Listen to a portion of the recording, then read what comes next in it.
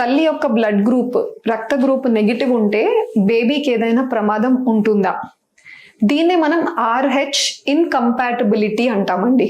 ప్రతి ఒక్కరి blood groups A positive, O positive, B negative, so ఇలా అందరికి బ్లడ్ గ్రూప్స్ అయితే వాళ్ళకి ఐడియా ఉండే ఉంటుంది.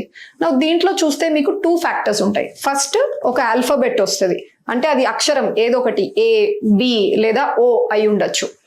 Second part of blood group positive లేదా నెగిటివ్ అని ఉంటుంది. సో పాజిటివ్ అంటే ఏంటి, నెగిటివ్ అంటే ఏంటి? మీ బ్లడ్ గ్రూప్ లో ఒక పర్టిక్యులర్ స్పెసిఫిక్ ప్రోటీన్ ఉంది అంటే దాన్ని పాజిటివ్ అంటారు. ఆ పర్టిక్యులర్ స్పెసిఫిక్ ప్రోటీన్ లేదు అంటే, యాబ్సెంట్ ఉంటే నెగిటివ్ అంటారు. నేను చెప్పే ప్రాబ్లం ఎక్కడ రావచ్చు? తల్లి యొక్క బ్లడ్ గ్రూప్ నెగిటివ్ ఉండి భర్త బ్లడ్ గ్రూప్ పాజిటివ్ ఉండి వాళ్ళకి ప్రెగ్నెన్సీ వచ్చినప్పుడు, ఆ లేడీకి ప్రెగ్నెంట్ అయినప్పుడు తను క్యారీ చేసే బేబీ యొక్క బ్లడ్ గ్రూప్ పాజిటివ్ అయితే ప్రాబ్లం.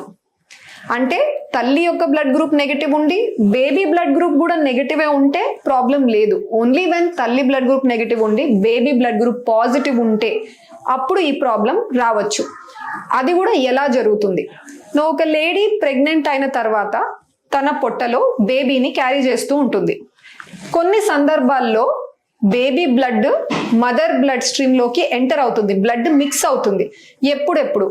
ఒకటి అబార్షన్ అయినప్పుడు, సెకండ్ డెలివరీ టైంలో, థర్డ్ కొంతమంది టెస్టులకు వెళ్తారు, ఒమ్ము నీరు తీసి ఏమైనా జన్యుపరంగా ప్రాబ్లమ్స్ ఉన్నాయా బేబీస్లో అని చూసే టెస్టులు.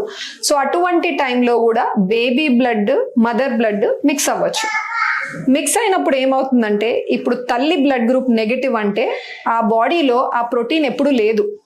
సో బేబీ నుంచి పాజిటివ్ కాబట్టి ఆ బేబీ యొక్క ప్రోటీన్ మదర్ బ్లడ్ లోకి వస్తే మదర్ దాన్ని ఒక ఫారెన్ బాడీ లాగా, అంటే నేను ఇది ఎప్పుడు చూడలేదు కదా అని బ్లడ్ రికగ్నైజ్ చేస్తుంది. దాన్ని రికగ్నైజ్ చేసి కొన్ని ప్రొటెక్షన్ కోసం ఆటోమేటిక్ గా యాంటీబాడీస్ అన్నవి జనరేట్ చేస్తాయి. ఈ యాంటీబాడీస్ ఏం చేస్తాయంటే అది వెనక్కి వెళ్తాయి, బేబీ లోపలికి వెళ్ళి ఆ పాజిటివ్ ఉన్న ఆ రెడ్ బ్లడ్ సెల్స్ రక్త కణాలన్నిటిని చంపేస్తూ ఉంటుంది. అందుకనే బేబీ అనీమియా, బాగా బ్లడ్ తగ్గిపోవడం, పుట్టిన వెంటనే సివియర్ జాండిస్ రావడం, ఇలాంటి సిచ్యువేషన్స్ రావచ్చు. కానీ ఇది ఎప్పుడు అంటే ఫస్ట్ ప్రెగ్నెన్సీలో యూజువల్గా ఇష్యూస్ ఉండవండి. ఫస్ట్ ప్రెగ్నెన్సీలో డెలివరీ అయిపోయిన తర్వాత సెకండ్ ప్రెగ్నెన్సీలో ఈ ప్రాబ్లమ్స్ రావచ్చు, మనం ఏమి ప్రివెంటివ్ మెజర్స్ తీసుకోకపోతే. ఇప్పటి కాలంలో మనం నోటీస్ చేస్తే అసలు ఇది పెద్ద ప్రాబ్లమే కాదు, ఎందుకంటే చాలా మేనేజబుల్ కండిషన్ అన్నమాట. ఎవరికి కూడా ప్రతి లేడీ ప్రెగ్నెంట్ అయిన వెంటనే రొటీన్ అయ్యే బ్లడ్ టెస్ట్ లో తన రక్త గ్రూప్ కూడా చెక్ చేయడం జరుగుతుంది. ఒకవేళ తనది నెగిటివ్ అని తెలిస్తే ఇమీడియట్ గా వాళ్ళ భర్తని కూడా వచ్చి టెస్ట్ చేసుకోమని చెప్తాం. సో ఆ భర్తది కూడా నెగిటివ్ ఉంటే పర్లేదు, బట్ ఒకవేళ ఆయనది పాజిటివ్ ఉంటే ఈ యొక్క ప్రాబ్లమ్ ని అవాయిడ్ చేయడానికి మనం ఏం చేస్తామంటే వాళ్ళకి రోగ్యామ్, RH ఇమ్యూనోగ్లోబ్యులిన్స్ అంటారు, అటువంటి ఇంజెక్షన్ తనకి 2 times ఇవ్వాలి. ఫస్ట్ టైం వచ్చేసి 7వ నెలలో అరౌండ్ 28 వారాల దగ్గర.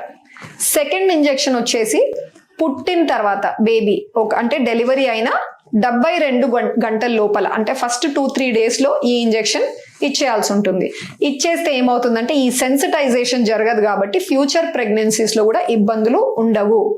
ఇది కాకుండా వేరే సిచ్యువేషన్స్ లో ఎప్పుడు ఇవ్వాల్సి వస్తుంది? అర్లీగా 7th month వరకు ప్రెగ్నెన్సీ వెళ్ళలేదు, 3rd month లోనే స్టాప్ అయింది, లేదా ఏదైనా అబార్షన్ అయింది, అలాంటి వాళ్ళకు కూడా ఒక ట్రిగర్, ఒక ఇంజెక్షన్ ఎందుకైనా మంచిది, ప్రివెన్షన్ కోసం ఇస్తే మంచిదే. లేదా నేను అనే టెస్ట్ ఆమ్నియోసెంటసిస్ చేసేటప్పుడు కూడా ఇవ్వచ్చు. సో అందుకని ఇది కంప్లీట్ గా ఇగ్నోర్ చేయొచ్చు ప్రాబ్లం అని చెప్పను. కానీ ఈ కాలంలో అయితే మనం ఈ ప్రాబ్లమ్ ని మనం ఎక్కువగా ఎందుకు చూడట్లేదు అంటే, అసలు అది రాకుండా ముందే ప్రివెన్షన్ కోసం డాక్టర్స్ అందరు కూడా బ్లడ్ గ్రూప్స్ ఏంటి అని చెక్ చేసి దానికి తగ్గ ఇంజెక్షన్స్ ఆ ప్రెగ్నెంట్ లేడీకి ఇస్తున్నాం. Thank you.